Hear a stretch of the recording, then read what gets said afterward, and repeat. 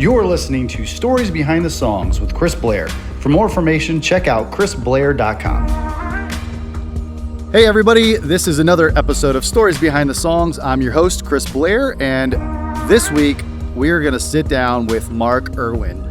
Mark is originally from the Bronx in New York and was inspired by guys like Merle Haggard and George Jones, and then he ultimately found his way to Nashville to pursue songwriting. His first job in Nashville was bartending for the Bluebird, where he got to meet a lot of great people, one of them being Alan Jackson. And that friendship and writing together led to his first number one here in the real world. His first cut was actually before that and was a Christmas song by Randy Travis, which is pretty cool. And then in 2013, he wrote Highway Don't Care for Tim McGraw and Taylor Swift, and Redneck Crazy, his second number one for Tyler Farr. He's also written songs for Jimmy Buffett, Lainey Wilson. One of those songs was on Yellowstone, Blake Shelton, and so many more. You're going to hear the stories behind these songs, along with how Garth Brooks passed on a song of his and then paid him $5,000 because he didn't cut it. Like, who does that? I've always loved Garth, and that's just another story that makes me even a bigger fan. But then later, coming full circle, Garth did end up cutting that song on his Lost Sessions album. So we're going to talk about that. Mark has been in town for over 25 years. He's got multiple hits, and he still sits down with new writers. So we're also going to talk about that, and you're going to hear why he does that and how guys like AJ Kross, Davis Loose, and Cam Newby inspire him so much. So speaking of inspiration, this has got so much inspiration in it. Great stories in this episode. This is Mark Irwin. Let's get to it. Hey everybody, thanks for listening. This is another episode of Stories Behind the Songs, and I am here today at the listening room with Mark Irwin. Good morning. What's up, How buddy? you doing? Good morning. Good morning. Yes, man. I'm so excited. I think I say that every episode, but it's just been so fun to sit down with buddies like you. So yeah, we've known each other for a long time, and since day one, you've just been a great friend, and thank you. I appreciate that so much. Thanks a lot. Same go. Ditto. Yeah, thanks, man. And yeah, dude, this is gonna be fun because we get to turn back time a little bit and talk about some monster smashes. Thank you. But before we do that, you're from New York. New York originally. So set me up. How did you get to Nashville and figure out like, hey, I'm gonna do songwriting as a career? Well, it was the late 70s. I was going down. I was already playing the guitar and writing songs, and I was going to these open mic shows in Greenwich Village.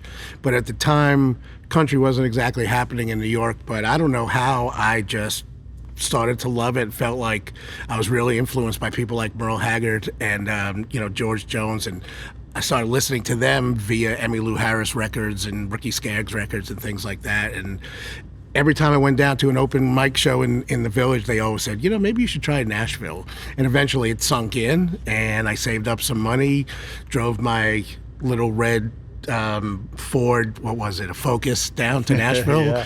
And, one thing led to another, and, things just took off after a couple of years. Yeah.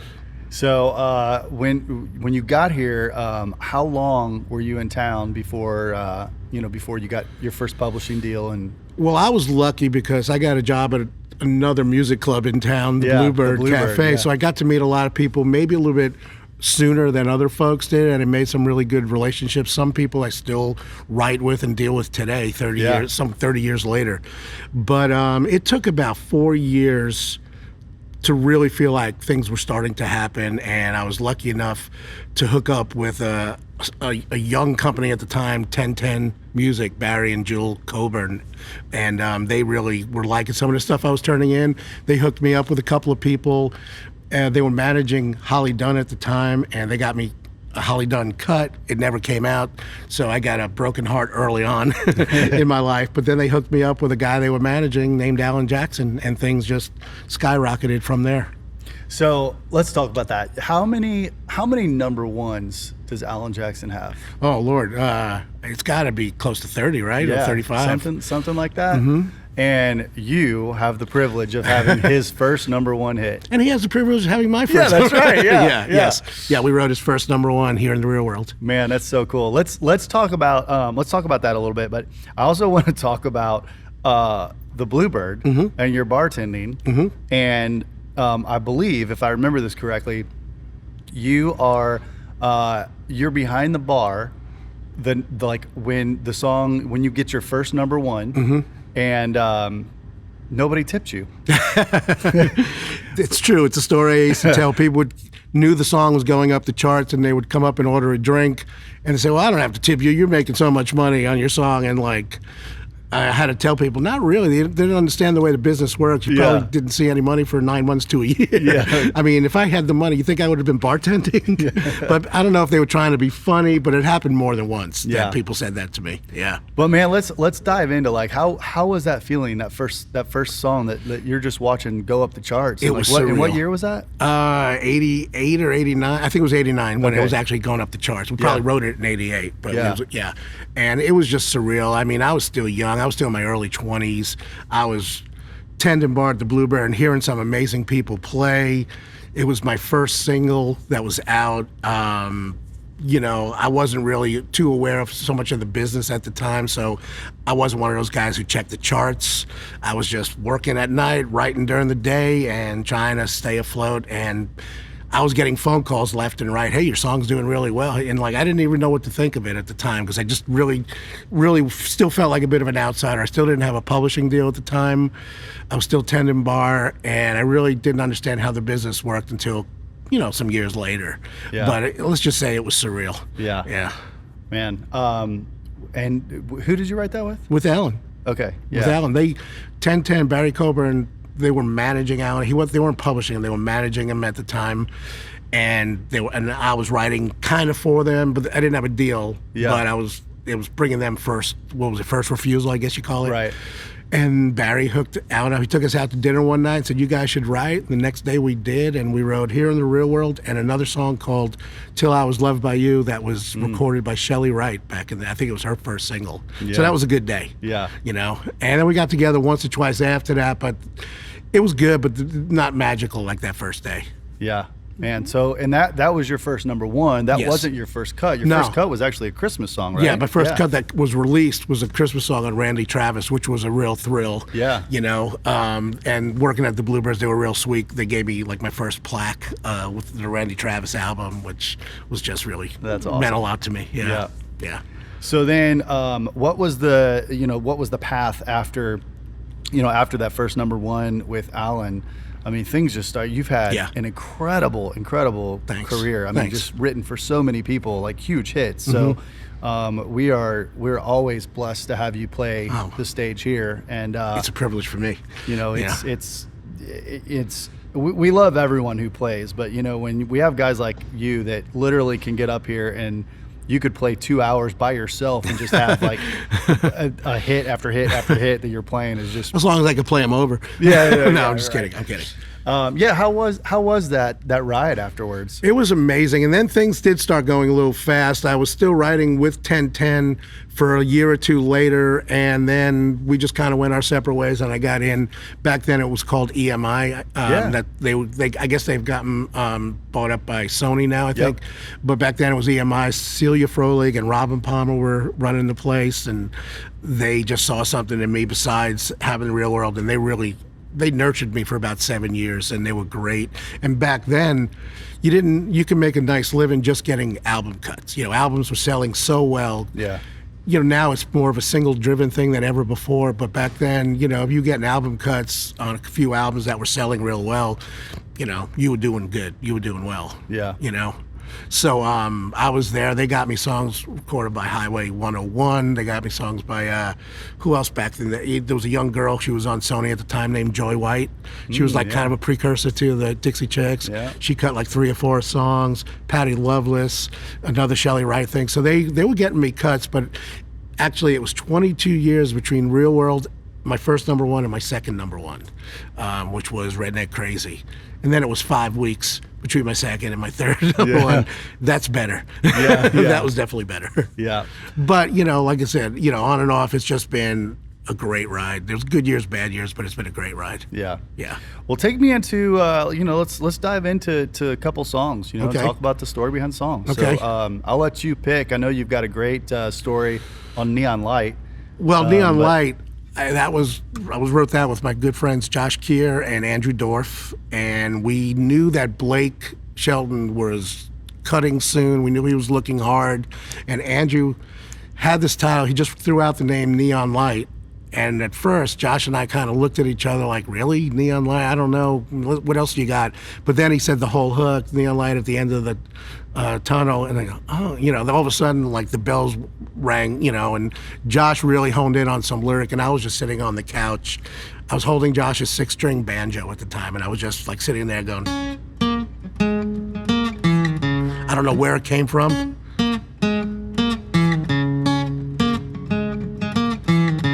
It just popped out, and that became the riff, the guiding riff for the song. And I think we wrote it in about a half hour. Wow. Once we really had a beat on what we were doing. Yeah. So from like an idea that we weren't that impressed with, all of a sudden wrote this song that, like, holy cow, this is awesome. And so Josh's publisher, I think, got it to Blake's people, and it was put on hold immediately, and he cut it like within a week.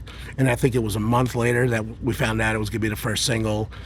That's the stars really aligning. That's rare. That doesn't happen. Yeah. And it actually, for me anyway, sitting down, writing a song, like targeting a specific artist, it doesn't usually happen. I mean, luckily, some songs will get cut, but it's never usually by the artist I think I'm writing it for.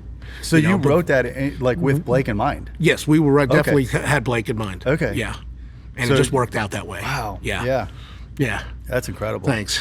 Yeah, it's typically, I mean, some of these songs sit on a shelf for Right. 2, 3, 4 years. I've had a song that was 11-year-old get cut by Lee Bryce. It was Which one was 11-year-old. that? It was a song called Panama City. Oh, He cut it yeah. on the Hard to Love album. Yeah. Yeah. It was 11 years old. He always said he loved that. He told it was also written with Josh and Chris Tompkins, and he always told Chris, I'm going to record that one day. Yeah. And 11 years later, he did. Wow. Yeah. Yeah. So, as Josh says, it goes to show songs don't have an expiration date. Yeah. Yeah, and I think, especially with radio, everything kind of goes, like the with country music, it'll the whole genre will kind of shift to one side Sure. and then back to the other. So I mean, you could write a song that's Right. maybe not for radio then, Right.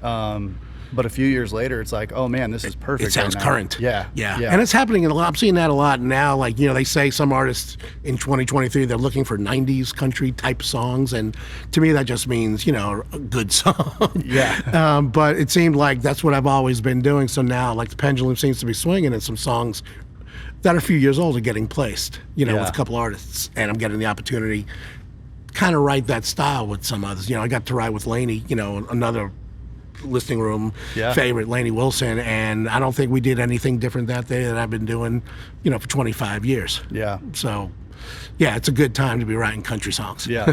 Man, she's on fire right Yes, now too. yes, she is. Yeah. I was lucky to be, even having a little piece on that record. I'm Yeah. just lucky to be there, and she's awesome. It's great to see something like that happen for someone so sweet and someone who's so good as her. Yeah. Yeah. Another huge song that you wrote. I want to dive into that one for Tim McGraw with Taylor on Highway Don't Care. Yeah. That was a day Josh and I wrote with the Warren brothers, and I think we've written once or twice before that. Josh had that title written down, and Brett Warren, I kind of remember, I get them confused. Brett Warren sat down at a keyboard, which was really unusual. He usually plays the guitar. Yeah. Josh usually sat at the piano. But on that particular day, Brett sat down and started playing this melody and started humming it. And we just started writing the lyrics, and the song just kind of evolved from there.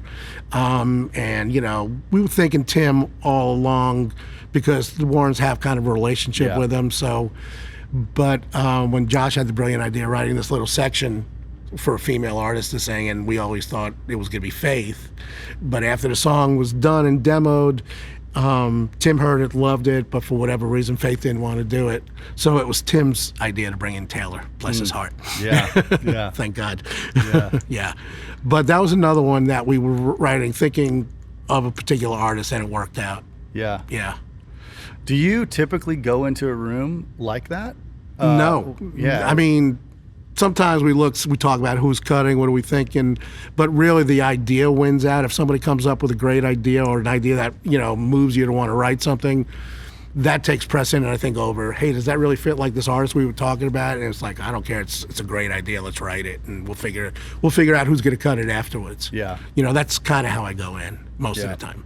But when you sit, but when you're sitting with the Warren brothers, it's just natural to think Tim, because that's always their first shot. Yep. They've had some great songs recorded by other folks, but that seems to be the first shot with them. Yeah, man.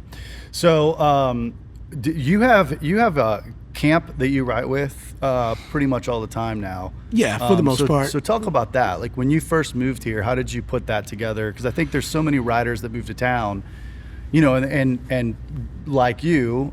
They're writing with anybody and everybody they can to get started. Right. But then, it's like everybody kind of finds their 5, 6, 8 guys, and then, it works. So talk us through that. For me, it seems to have each I have like about 3 or 4 different writing camps, and they all seem to have happened really organically. Josh and I met through a mutual friend at BMG. He was an artist at the time named Jameson Clark.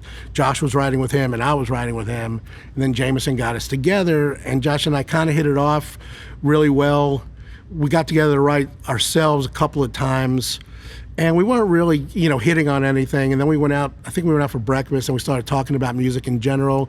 And I turned him on to Bruce Springsteen. He'd never really got into Springsteen. I turned him on to the Born to Run album, and all of a sudden, man, we just connected, and we just had this kindred vibe, and we started writing some great songs together, and we've been writing together, 25 years now. And Josh is the kind of he could be writing with anybody in the world, but he's just like one of the sweetest, most loyal guys in the world. And if he's in town, we usually write every Monday, and we were doing every Thursday, me, Josh, and Chris Tompkins too. And as long as they're here, unless something amazing comes up for them, I'm not going to stand in their way, but we try to keep a steady thing, and we've been doing it for over 20 years. Yeah. So how many songs do you think you've written now?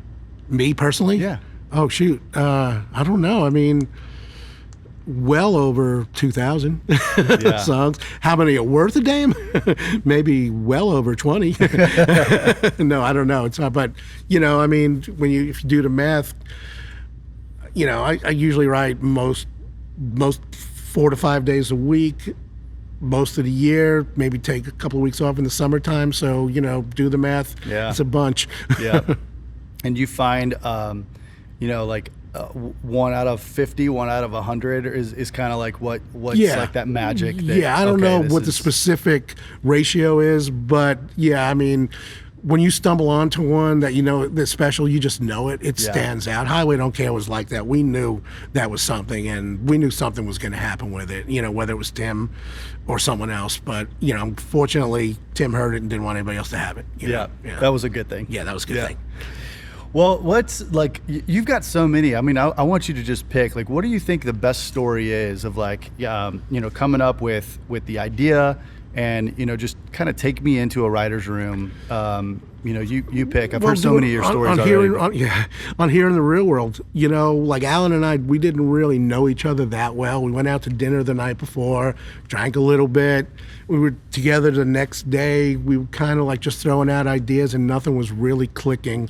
And then Alan said, I got these 2 lines, but I don't know what to do with it. And he just sat down and he just said, cowboys don't cry and heroes don't die. And all of a sudden, the idea of movies just popped into my head. I don't know where it came from, but really, the song spilled out. And this was after we were together probably 2 or 3 hours, really not hitting on anything. And then all of a sudden, he said those 2 lines, and the song just kind of spilled out of me mostly.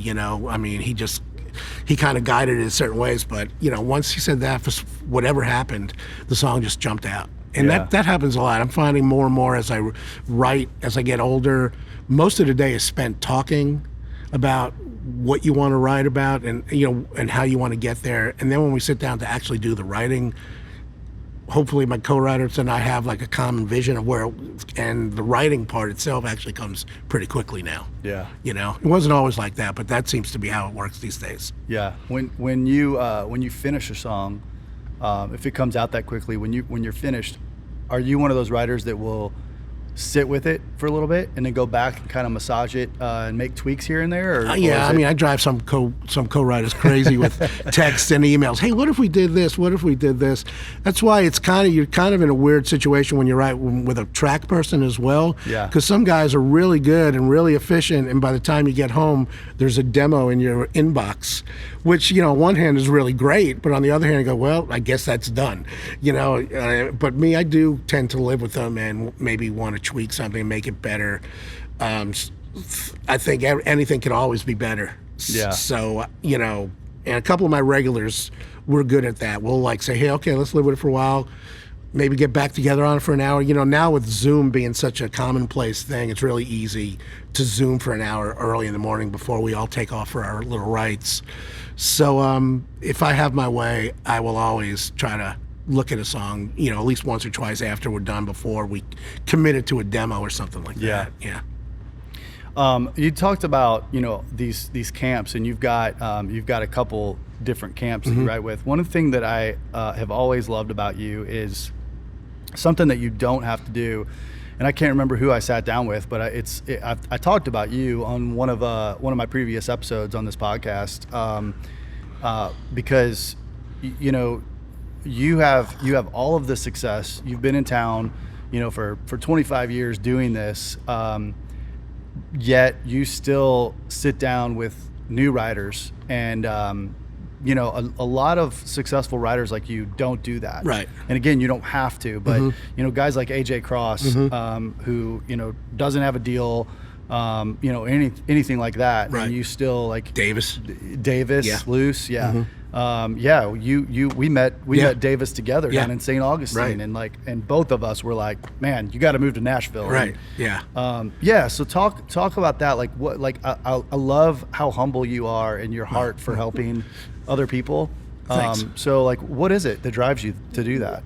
Well, first off, I mean, they're the future. They're the future of country, of this genre coming up. AJ, Davis, I expect them both to have really great careers. And, I love what they do, and I love them as people, both of them. So, being part of that is just, for me, a privilege. And also anything I can offer them as far as maybe, hey, I think the thing I can offer them in the writing room is any pearls of wisdom, maybe don't spend so much time worrying about this line, and let's just keep moving on and keep moving forward, and little things I throw out, that hopefully they take with them to other rights and things like that. But, a lot of times I just mesh with some of these folks, I mean, it's exciting to see somebody younger who's starting out, who really has this beautiful vision of music and the music business, and it's inspiring to me. I mean, I've written with a lot of folks, a lot of other veterans, great songwriters, and some days you just go in and it's like,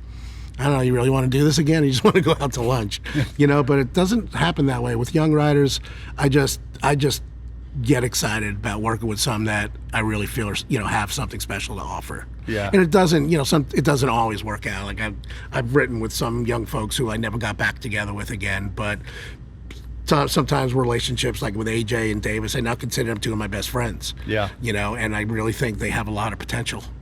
Yep. Yep. I agree. Both those guys are just phenomenal. And these days, I'm not trying to sound cynical or anything about the business itself, but these days, getting in with an artist early on, like I did with Alan. I mean, I was with Alan before he was signed to a record deal.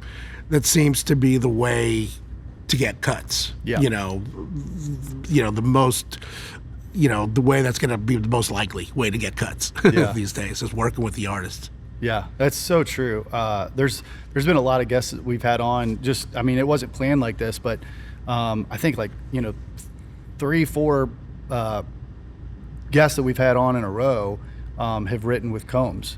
And it was all kind of is this the same thing that you're talking about? Yeah. It was this camp before Luke was ever signed. Right. And There was all these something stories about meeting the dude, in a bar when he had a car that wouldn't run. But, it was every single one of their number ones. And I think, that's a great point. AJ, Davis, any of these guys that, are new to town and have this talent that end up getting a deal and going, they're going to have their established camp, and it's very smart. So. Also, I hear some young artists, the writer, there's a guy named Cam Newby who, I heard him play. I go, this guy's awesome. He's great. Great track guy. And I didn't even know that. We just sat and do lyrics, and I think he's a great lyricist. And there's a couple of others, I don't want to leave anybody out, but it's inspiring. It really is when you sit down. Wow, that is great. I want to write with that person. I expect the veteran hit writers to be great, but there's something exciting about being with a newbie, for lack of a better word, who's writing stuff that's really hitting you, and I want to be part of that. Yeah. Yeah. All right, so let's go back into a song. Do you have a favorite? I have to say, Here in the Real World, just because that was the beginning of everything. Yeah. It would be weird to do the Christmas song.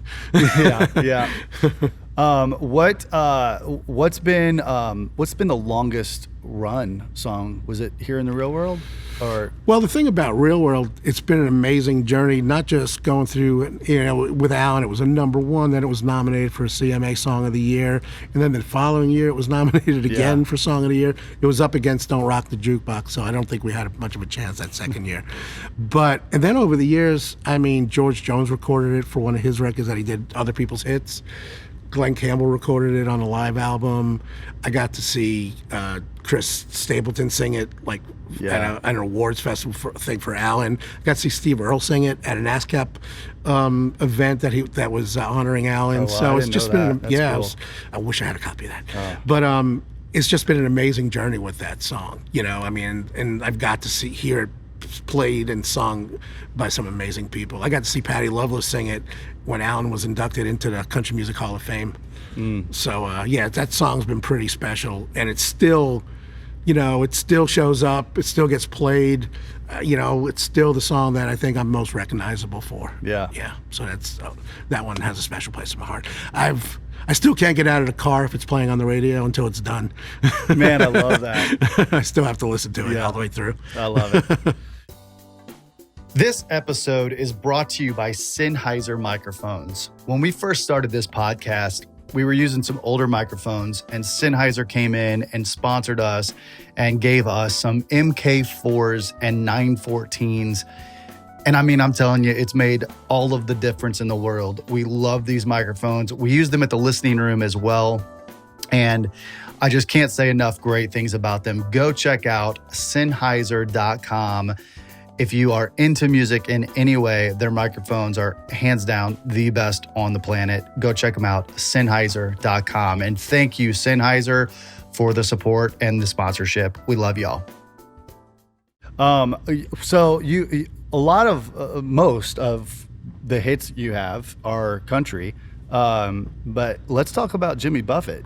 Okay. You also you got a cut with him, and so that's pretty cool. We wrote that song. I think in our minds we were thinking Kenny Chesney. I don't know why. I guess because it was a beach vibe to it, and he passed on it, and somehow I don't remember who. I do actually. Nate. Oh crap! I can't remember his last name. He works at Cornman. Nate Lowry. I'm sorry, Nate Lowry. He was friends with Chris Tompkins, my co-writer on it. He heard the song, and he, just because he loved the song, he knew Mac McAnally. He got it to Mac.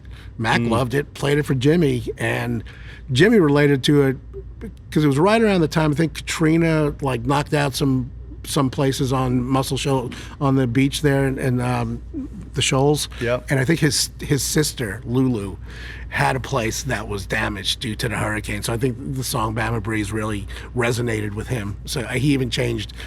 There's a line in the song that we had about the owner Charlie. He even changed it to the owner Lulu in honor of his sister. Yeah, that's cool. So that was pretty amazing. And it was a single. It didn't do that great on the charts, but it's been, for me, songwriters, you got Bob Dylan, Bruce Springsteen, Jimmy Buffett. You know what I mean? Yeah. So it's been an amazing honor to have that. And also, my father-in-law's a pretty big Parrot head, so it got me a good seat at the Christmas table. Yeah. Okay, let's go back to you're talking about here in the real world. Yeah, it's hard to say. Here in the real world. The nominations that you had. dive into that a little bit, because you've had a lot of great nominations for several award shows. And I mean, what was that like the first time you got that call? Oh, wow. It was such a again, it was just like, I couldn't believe it. And it's funny, for the first CMAs that I went to, I guess I had been out of working at the Bluebird about 6 months at the time, but I was still kind of like connected to the club, just my story. So one of the local news stations interviewed me at the bar before the CMAs, and I was sitting there in my tuxedo, sitting at the bar. My girlfriend at the time is sitting there all dressed up, waiting to go to the awards, and so that was pretty amazing, getting interviewed on the news, sitting at the Bluebird, waiting to go to the CMA awards.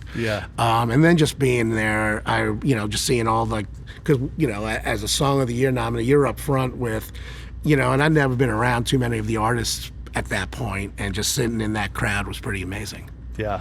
The second year, actually, the first President Bush made an appearance at the CMA Awards, and he made a little speech, and in part of his speech said something about country being a window to the real world. So being sort of quoted by the president at the time, that was pretty awesome. That is pretty cool, man. And my mom was at that one. I brought my mom to that award. Yeah. Yeah, it is pretty. One of the first years I moved to town, I was a seat filler, and I ended up, for everybody listening to a seat filler, like you get to go when everybody gets up at commercial, you go and you sit in the seat so that it always looks full. So I ended up, it was like the beginning of the show, and I go up and I sit, and I'm on the second row right behind George Strait, and this guy looks over at me sitting in his seat that he paid for. Looks over and he's like, "Dude, you just scored." And I was like, "What are you talking about?" And he's like, "The guy sitting in your seat was up for Publisher of the Year and just lost. And he went to the bar. He's not coming back." So I sat second row. It was a CMA Awards? In CMA Awards, and watched the entire. It was amazing. That was the year that the Eagles were on. Oh wow! And, when we did that big album together. That's great. It was really cool. Just something, just sitting up. And I was brand new to town. I mean, this was like maybe 2004, something like that. Yeah. And it was. I was really glad I was able to take my mom, and she didn't know too much about country music, but the judge were sitting 2 rows in front of us, so she knew who they were, and there's a couple of other folks. So it was really nice that I was able to do that for her. My girlfriend was pissed at the time. What are you gonna do? Well, let's dive into you've got so many songs under your belt. What about songs that haven't been cut? What's your favorite? Oh boy, they change from, you stumble onto a few. I have one recent one that I wrote with a guy named Adam Wood and Brian Davis, a song called Love Works, that I just love this song for whatever reason. It just really, I'm really so proud of it. And it's come close once, people liked it, but it hasn't gotten cut. So there are a few over the years. As a matter of fact, I just started working on my own EP. Come on, dude. Yeah. And some of those songs have been collected over the years. Songs I can't believe the song hasn't been cut. Yeah. And they've just so I've kind of kept them in a little drawer for myself, I mean, I'll pitch them, but if that doesn't get cut, I'm going to do that one, So there have been a few and I think there's one or two with AJ that I think if anything happens with him that can really work for him too. Yeah, you guys have written some great songs together. as have you with him. So I mean, I think he's sitting on some great songs. Yeah. Just waiting for the day. Back in the day when I was writing with Josh Keir and Chris Tompkins and a girl named Sarah Beck, and her husband now I write with is Park Chisholm. We have some songs that I play out, as often as I can. I know when I play out and you only have an hour and a half and there's 3 or 4 people, you only go around a few times and people want to come in, they want to see you play your hits. But I always love having that one extra round where I could play a song that I'm really hot on, or in love with at the moment, Yeah. So Well, you want to play one of them that hasn't been cut, and maybe somebody will listen to this and say, hey, we want to get in touch with Mark and get this thing cut. Sure. Let me try this one. It's early, so I'm going to do it a little bit lower than normal, but this is one called Love Works. Wrote this with Adam Wood and Brian Davis, and let's give it a shot.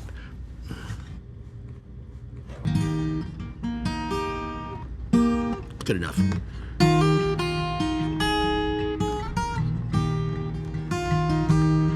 If you think there's anything that you can do ever make me turn my back on you and love you less than I do now, well, then you don't know how love works. If you think that if you ever went away, I would just get over you someday, move on without you around, well, then you don't know how love works. If you think you'll ever mean any less than everything, then you just don't understand how deep this runs. If you think you'll ever find a love stronger than mine on this earth, then you don't know how love works. Love works. Love works. And if you think there'll ever come a time when you're not in my heart or on my mind, just the way that you are now, then you don't know how love works. Love works. Love works. Even when we don't know how love works. Love works. Love works. Man, that's so good. Thank you. That was an early morning version. No, that's so good, man. Thank you. I love that song. I feel like that, like where we are today with radio, that could be a smash right now. Yeah, I do too. Yeah. You know anybody looking? Yeah, well, maybe somebody listening. Yeah, that'd be great. All right, I want to talk about a couple other big songs before we finish up. But let's talk about Tyler Farr. Sure. Redneck Crazy. That was another one I wrote with Josh and Chris, and they had, a couple years earlier they wrote Before He Cheats, and I was absent that day for whatever reason. Actually, that was the great thing about those two and us three. We wrote in different, combinations. Sometimes the three of us wrote, sometimes the two of them wrote, or sometimes just Josh and I, or sometimes Chris. So, and that was a day, they wrote that one on a day I wasn't there. But so a couple years later, Chris had the title Redneck Crazy, and at first we were talking, thinking it was just gonna be like some sort of a party song, let's get Redneck Crazy, and that wasn't really doing it for us. And we just started talking, and there's a great old Rhett Aiken song, That Ain't My Truck. Yeah. Remember that song? Mm-hmm. Kind of started thinking about that song, and from there, the version of what we wrote for Redneck Crazy kind of came out, and a guy seeing his girl cheating on him, usually you're hearing it the other way around, like Before He Cheats. As a matter of fact, when we got home that night, we started texting each other, thinking, "You really think a guy's gonna sing this? You think maybe we should get back together and try to change it for a female to sing?" And we kind of decided to do that, but before we got back together, my publisher at the time played it for Tyler, and he loved it, and he jumped on it. And we didn't really know who he was because he was brand new then. Yeah. But we weren't going to stand in the way of somebody wanting to record the song. And it was kind of doing okay when it first came out, but then they made a video. And in the video, the guy from Duck Dynasty, Willie Robertson, was in it. And once we saw he was in it, I go, it's going to be a hit. Yeah, yeah. And it was. Yeah. Yeah. But that was Tyler's first #1 as well. Yeah. Yeah. It's such a great song. He's such a great singer. So yeah, he is. It's great. Yeah. Thanks. Yeah, I played Alabama last week, and that song really went over well. Yeah. Where were you in Alabama? It was in Huntsville. This guy Jim Parker does these shows like every month at some club in Huntsville, and my friend Clay Mills got me on there. Oh, so, man. Yeah. I haven't talked to Clay in forever. We're playing here in August. Are you really? Yeah, me, Clay, okay, and Marty great. Dotson. Yeah, man, I'll have to come to that show. That'll be a good one. Yeah. They're great. They're both great. That's awesome. What about, gosh, I don't know. There's so many to pick from, but like Chris Jansen, Garth Brooks, Mm-hmm. like you were on, I think that's a cool story because you were on, what was it, the Lost Sessions? Yes. Yeah. That's a great story to show you the kind of person Garth is, too, because Josh and I, it was just me and Josh on that song, and we were both at BMG at the time. So it was like right around 2000, maybe 2000. It was at the time Garth was looking for songs for his last album on Capitol, which I think was called Scarecrow. So whatever year that was, early 2000s. And he wasn't living in the house. I guess him and his first wife were separated, so he was living in a trailer on his property. Yep. And we got a message. My publisher at the time, her name was Michelle Berlin. She called Josh and me to come in the office a couple of days after Thanksgiving. And she played us this message that Garth left Thanksgiving Eve, saying, hey, I just heard the song. It's called Call Me the Wind. I love this thing. I'd really love to hold the song, and I'd love to cut this on my next album. And of course, we were thrilled. Yeah. Next thing you know, a year goes by. The album is finally coming out. We got invited to the party to announce the album release party, and there was a big facade of the artwork like on the wall, and we go up there and we saw the track listing, and our song wasn't on there. That's how we learned didn't make the album. Our song it wasn't on the artwork. So we found out at the party.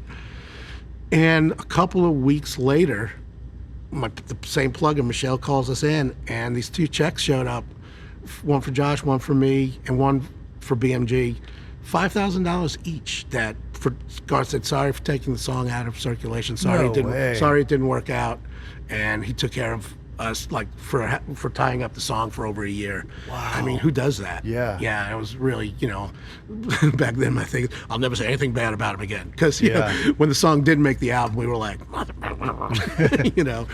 that was just, I mean, we were both shocked and amazed, and how that's just such a beautiful thing. Yeah. And then a few years later, he put out this Walmart box set. I think it was the first one he did. Yep. And there was a CD on there called The Lost Session, songs that didn't make the album, and it was on there. And then went on to sell 2 or 3 million. Yeah. So it's like, holy cow. So that song, for a song that never really saw the light of day, we did pretty well on it, monetarily speaking. Yeah. Yeah. I have 2 of those box sets, bought 2 when they came out. One that I opened and listened to, and the other that is still sitting at home on my shelf that's got the wrap around it. So, well, I mean, for that album, we got a platinum record, so I got on my wall. Yeah. I have a Jimmy Buffett gold album and a Garth Brooks platinum record for those things I'd like, to me they mean the world, but some other folks might not have ever heard them, It's so cool, man. Yeah, he's really, everything you hear about Garth, it's true. Yeah. Everything really about is. him, all the stories about incredible artist he is, it's all true. He is the guy, really, that moved me to Nashville. I don't know if you knew that, but yeah, like when back home in St. Louis, when I had my band, and it was Garth that really got me into country music. I grew up on 80s rock, right. And switched schools to where from a school that nobody listened to country to a school that's all they listened to, and was like, man, what is this? And then I heard Garth, and I was like, I love this guy, and he was always a big inspiration to me, and the reason that I moved here to chase this dream, and and then since I've had the honor to meet and get to know him on a very very low level. Yeah, but me too. Still, every time that I see him, he's like, it's true what they say, like he never forgets a face and a name. Absolutely. And the story and everything. I mean, I've told this story before, but it's like during COVID, we did a big show here with PBS, and he was here. He played the listening room. I remember. Yeah. And and I had a mask on. And I met him outside with his team to bring him into the green room with a mask on. And he gets out of the car and he's like, "Hey, Chris, I recognize that face behind that mask." It's just he's such a genuine guy. Yeah. And I mean, I've never in my life heard about any kind of artist writing a check for any kind of money. Yeah. Saying, out of his own, thanks for letting me hold this for a year. Out of his personal account. Yeah. That just, I know, that was amazing. I said, hey, you think we can get more of these artists to do this? Yeah. I have 2 Garth stories. One, besides that, I was tending bar at the Bluebird the night Jimmy Bowen's assistant or somebody saw, Garth did a showcase at the Bluebird for record labels. After being turned down by every label, he left town and came back. And I don't know how this thing got set up, but it was a showcase for Capitol Records, and I got to I attended bar for that. I got to see that, and he took off. Yeah. Like next day it seemed. It happened fast once he took off. Yeah. But I always like having that. Well, I was standing by when he got his record deal, and a couple years later, I got to take my mom backstage to the Grand Ole Opry, and it was the night he was getting inducted into the Grand Ole Opry, but Alan Jackson happened to be playing the same night, so through Alan's people, I was able to get him backstage and take my mom. And Alan was sweet. He introduced him to my mom. He said hello and everything. But man, I introduced her to Garth, and Garth sat down and talked to her for about 20 minutes about how hard it must be to be away because he missed his mom, and like she was living up in New Jersey and I was here. Chills, it's true. I mean, they sat there for like 20 minutes talking about how it must be difficult, but he's doing great. He was just so sweet to her. Yeah. Man. When there was a million other people backstage he could have talked to, he sat down and talked to my mom. Yeah. It's such an inspirational story too, and you look at somebody as big as Garth Brooks and the amount of times that he got told no. Yeah. And the amount of times that he went back to Oklahoma. Yeah. And then, like, okay, I'll give it another shot. Mm-hmm. It's like, it's kind of like the Michael Jordan story with basketball, Right. It's like, I think it's so inspirational when you look at huge success stories like that. And you just learn that, you've got to have that drive and dedication and passion. And just like, if you believe in it, don't give up and just keep pushing. Yep. I mean, I think he made 2 go-arounds before something finally clicked. I mean, anybody else would have just figured something else out. Yeah. No, he's pretty impressive. And I remember when we used to still have fanfare, the famous story that he stayed at the booth signing autographs for 24 hours. Yeah. Yeah. I mean, who else does that? Yeah. Yeah. As long as someone's in line and wants my autograph, I'm not leaving. Yeah. And I think he still feels that way in a lot of ways. I believe that. Yeah. So anyway, but we could talk about Garth all day. Yeah. Man, that's so great. I appreciate you being here. Thanks for having me. Yeah, it's been great. Before we finish up, is there again? You've got so many songs. Any other great stories that you want to talk about?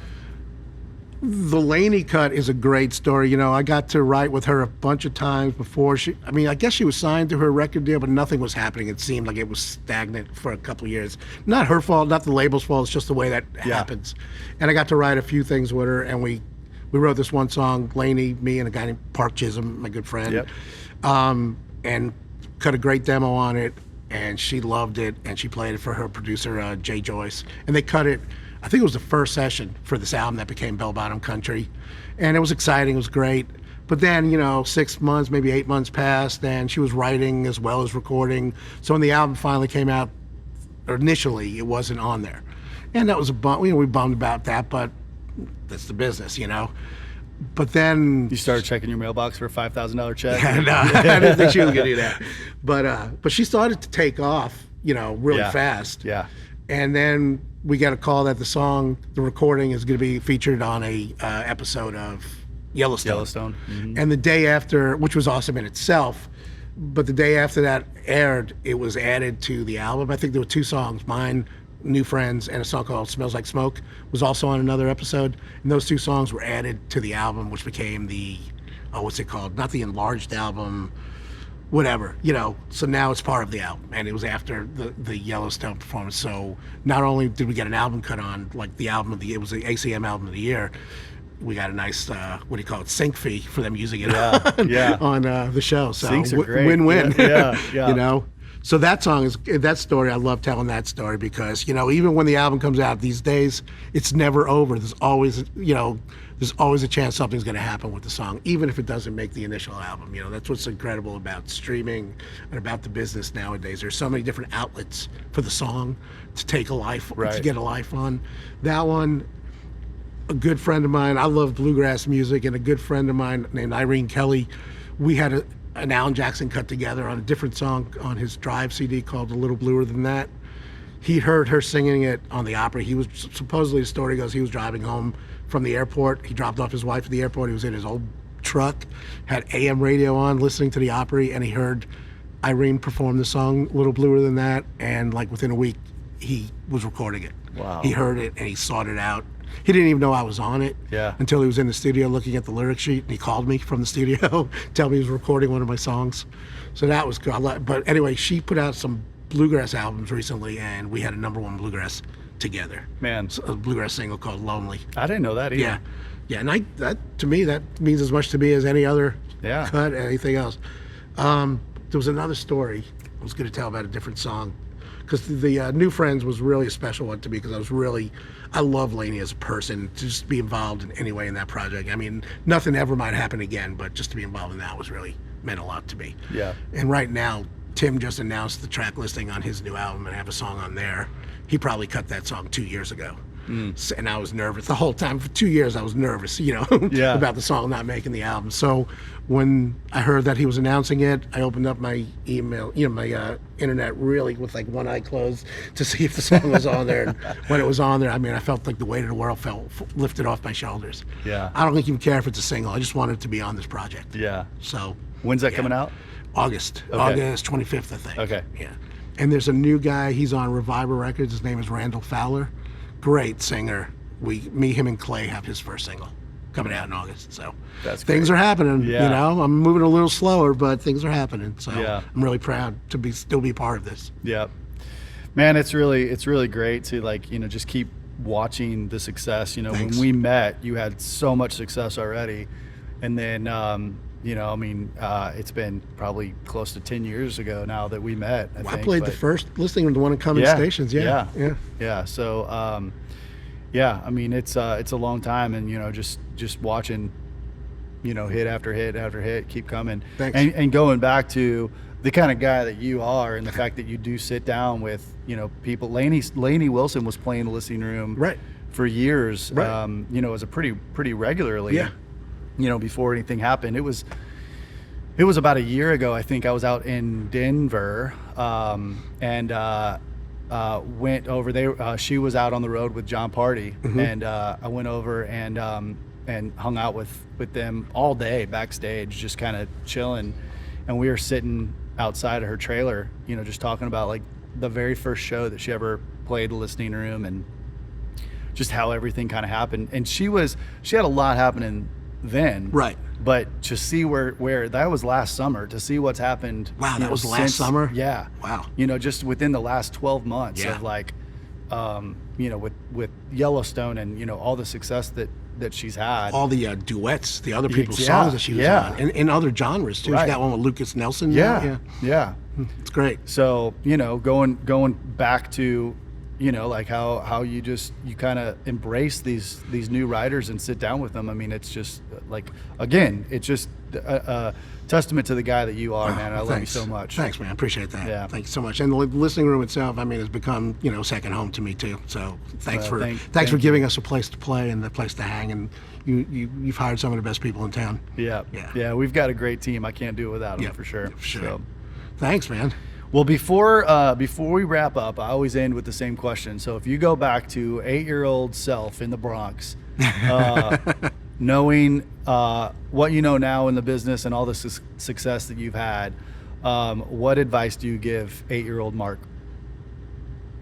Advice back then, or what advice would I give him when I first came to what would you tell yourself as an 8-year-old? Like, what would you say? Hey, do this. Pay more attention to what's going on around, like enjoy every moment, because, especially doing this, you spend a lot of time looking ahead that you can sometimes miss what's going on right at the moment. And I feel like, and it goes by fast. So there's some moments I would love to relive, and I think I would appreciate them a little bit more second time around. Yeah. Just pay attention to, what's going on around you at the moment. Being in the moment. Life is short and life is fast. Absolutely. Yeah. That's a great way to put it. Yeah. Well, man, thanks again. Thank you. It's been a lot of fun. I wouldn't get up this early for too many people. I know. Well, I appreciate it. Thanks, man. Thank you. We'll do it again. Okay. We'll Sounds good. After a bunch more hits, we'll just we'll get back together and talk about them too. Cool. That sounds good. Or maybe we'll celebrate AJ or something. Yeah, I like that. I like that idea. Thanks, Chris. All right, this has been another episode of Stories Behind the Songs. You've been listening to Mark Irwin. We appreciate it, and we'll see you next time. Thank you.